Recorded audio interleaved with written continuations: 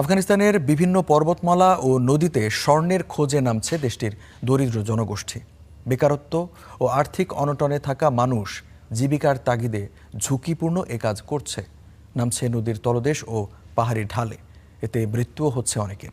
শ্রমিকরা জানিয়েছেন, এক সপ্তাহে 1 গ্রাম স্বর্ণ মেলে, আবার কখনো কখনো ফিরতে হয় খালি হাতে। কয়েক ধাপে করতে হয় স্বর্ণ খোঁজার কাজ।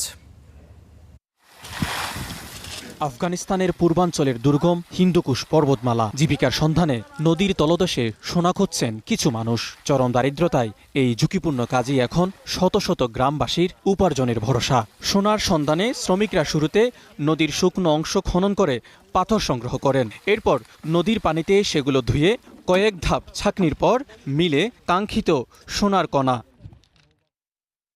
দেশে এই পরিস্থিতিতে কাজের সুযোগ খুব কম, তাই আমরা নিজেরাই কাজ তৈরি করেছি।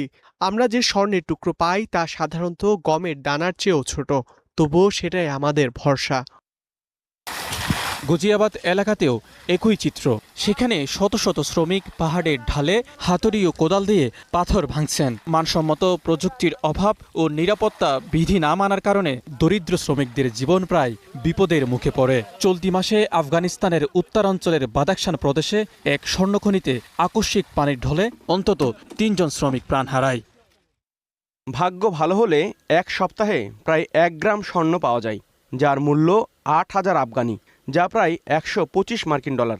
তবে অনেক সময় পুরো সপ্তাহ জুড়ে কাজ করেও তেমন কিছুই পাওয়া যায় না।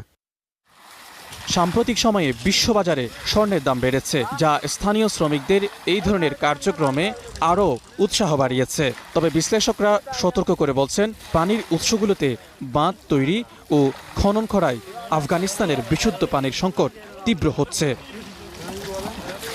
বিশেষজ্ঞদের মতে, আফগানিস্তানের বিপুল প্রাকৃতিক সম্পদ থাকা সত্ত্বেও দীর্ঘ কয়েক দশকের যুদ্ধ, রাজনৈতিক অস্থিরতা এবং বিনিয়োগের অভাবে এসব সম্পদ কাজে লাগানো যায়নি।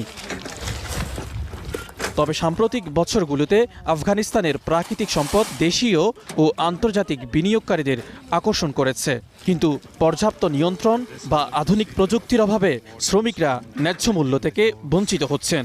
আন্তর্জাতিক সংবাদ মাধ্যমগুলো বলছে, সীমান্ত জুড়ে থাকা স্বর্ণখনিগুলো এখন ধীরে ধীরে রূপ নিচ্ছে এক ভয়ঙ্কর সংঘাতময় অঞ্চলে। মাজিদ শাহরিয়ার, স্টার নিউজ। আফগানিস্তানের বিভিন্ন পর্বতমালা ও নদীতে স্বর্ণের খোঁজে নামছে দেশটির দরিদ্র জনগোষ্ঠী। বেকারত্ব ও আর্থিক অনটনে থাকা মানুষ জীবিকার তাগিদে ঝুঁকিপূর্ণ এ কাজ করছে, নামছে নদীর তলদেশ ও পাহাড়ি ঢালে। এতে মৃত্যুও হচ্ছে অনেকের। শ্রমিকরা জানিয়েছেন,